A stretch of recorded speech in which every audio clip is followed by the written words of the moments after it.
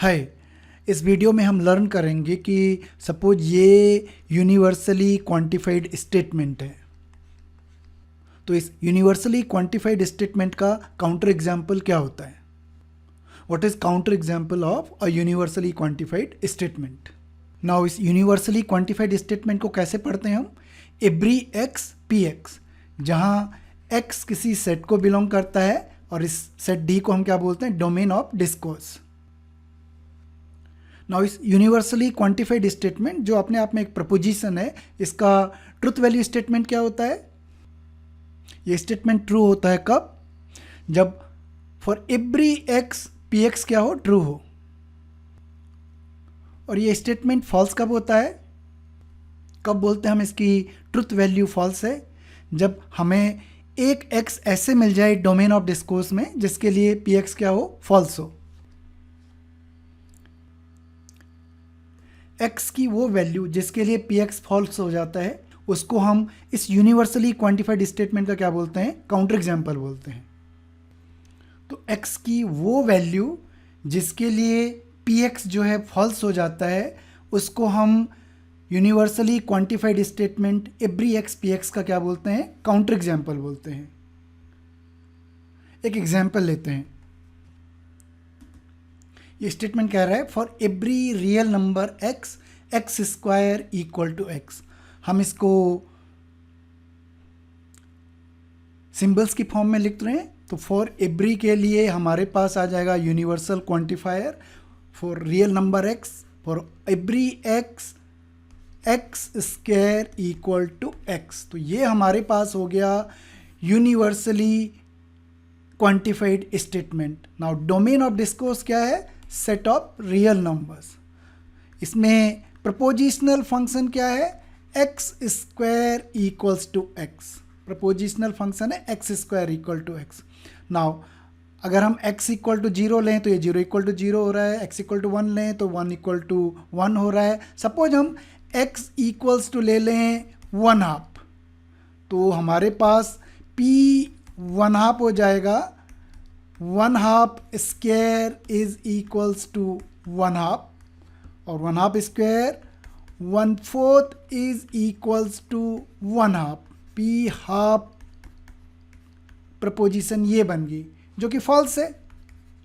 Now x equal to 1/2 के लिए px जो है क्या बन गया, फॉल्स बन गया है। इस वजह से ये जो x इक्वल्स टू 1/2 है ये है काउंटर एग्जाम्पल किसका, इस यूनिवर्सली क्वांटिफाइड स्टेटमेंट का। तो जो x वैल्यू है जो डोमेन ऑफ डिस्कोर्स में को बिलोंग करती है, ये काउंटर एग्जाम्पल है इस क्वांटिफाइड स्टेटमेंट का, every x x square is equal to x. एक और एग्जाम्पल ले रहे हैं, find a counter example if possible to these universally quantified statements where the domain of discourse for all the variables is set of all integers. So ये जो हमें 3 universally quantified statement दे रखे हैं, अगर पॉसिबल है तो हमें इस केस में क्या निकालना है, काउंटर एग्जाम्पल निकालना है। पहली वाली प्रॉब्लम ले रहे हैं, हमारे पास पहली प्रॉब्लम में px क्या है, px जो प्रपोजिशनल फंक्शन है वो x इज इक्वल टू 1 है और हमारा डोमेन ऑफ डिस्कोर्स क्या है, सेट ऑफ इंटीजर्स। नाउ अगर हम x इक्वल्स टू 0 लें तो हमारे पास p0 जो स्टेटमेंट बन रहा है, जो प्रपोजिशन बन रही है वो बन रही है 0 इज इक्वल टू 1, जो क्या है, फॉल्स है। नाउ x इक्वल टू 0 के लिए px क्या हो गया, फॉल्स हो गया। इसका मतलब x इक्वल टू 0 है जो है वो काउंटर एग्जाम्पल है इस universally quantified statement every x x equals to 1 का। बी पार्ट ले रहे हैं। इस केस में जो प्रपोजिशनल फंक्शन है हमारे पास उसका स्टेटमेंट है x इज ग्रेटर देन 0 और x is less than 0। Now एकदम से हमें दिख रहा है कि अगर हम अगेन x की वैल्यू 0 लें तो जो p0 प्रपोजिशन बन रही है वो बन रही है इधर 0 इज ग्रेटर देन 0 और 0 is less than 0।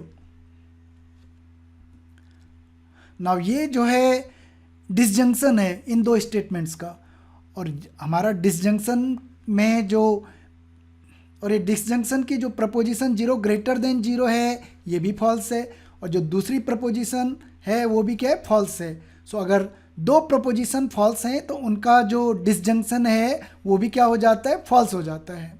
So for x equal to 0 P X क्या हो रहा है, पी एक्स जो स्टेटमेंट है वो क्या है, फॉल्स है। इसका मतलब x इक्वल टू 0 जो वैल्यू है वो क्या है, काउंटर एग्जाम्पल है इस एवरी x ग्रेटर देन 0 और x less than 0 universally quantified statement की। सी पार्ट ले रहे हैं। सी पार्ट में हमारे पास जो प्रपोजिशनल फंक्शन है वो है x square greater than equals to 0, और हमारे पास अभी भी जो डोमेन ऑफ डिस्कोर्स है वो क्या है, सेट ऑफ इंटीजर्स है। ना अगर हम x की जगह 0 लें, p 0 बन रहा है 0 ग्रेटर देन इक्वल टू 0 जो ट्रू है। 1 लें तो 1 ग्रेटर देन इक्वल टू 1। 2 लें 2 square 4 greater than equal to 2। -1 लें 1 ग्रेटर देन इक्वल टू 2। -2 लें -2 स्क्वायर 4 ग्रेटर देन। तो लग रहा है कि ये जो स्टेटमेंट है हमें कोई x नहीं मिल पा रहा है जिसके लिए ये क्या हो जाए, फॉल्स हो जाए। तो हम इसको प्रॉपर वे में करते हैं। पी एक्स को हम फर्दर सिंप्लीफाई करने जा रहे हैं। x को हमने दोनों तरफ सब्ट्रैक्ट किया तो ये बन गया हमारे पास x square minus x greater than equals to 0। x common आया, ये हमारे पास आ गया x into x minus 1 greater than equal to 0। x values ले रहा है सेट ऑफ इंटीजर्स से। अगर हम ये नंबर लाइन ड्रॉ करें, सपोज ये 0 पॉइंट है, ये पॉइंट 0 नंबर को रिप्रेजेंट कर रहा है, 1 को, 2 को, -1 को, -2 सो ऑन। तो इस नंबर लाइन से हम देख सकते हैं कि सिर्फ दो पॉइंट्स हैं 0 और 1, वहाँ जहाँ पे ये x इंटू एक्स माइनस 1 क्या हो रहा है, 0 हो रहा है। उस केस में भी 0 greater than equal to 0 true हो रहा है। बाकी सारे केसेस में चाहे मैं पॉजिटिव इंटीजर्स लें चाहे नेगेटिव इंटीजर्स लें, x into x minus 1 greater then क्या हो जाएगा, 0 हो जाएगा। सो पी एक्स जो है, जो पी एक्स हमारा स्टेटमेंट है ये ट्रू है। सो पी एक्स ट्रू है for all x in domain of discourse. इसका मतलब हमारे पास एक भी x ऐसा नहीं मिल रहा है जो पी एक्स को क्या कर रहा है, फॉल्स कर रहा है। इसका मतलब जो सी पार्ट है इसका नो काउंटर एग्जाम्पल, मतलब कोई यूनिवर्सली क्वांटिफाइड स्टेटमेंट अगर ट्रू है, उसकी ट्रूथ वैल्यू ट्रू है, तो उसका कोई भी काउंटर एग्जाम्पल नहीं होगा। अगर ये वीडियो का कंटेंट आपको समझ में आया तो ये आपके लिए प्रैक्टिस प्रॉब्लम है। इस वीडियो को पॉज कीजिए, प्रॉब्लम को सॉल्व कीजिए और अपने आंसर्स को इस वीडियो के कमेंट सेक्शन में पोस्ट कीजिए। और अगर ये वीडियो आपको अच्छा लगा तो मैथ्स एटसेट्रा चैनल को सब्सक्राइब कीजिए। Thank you.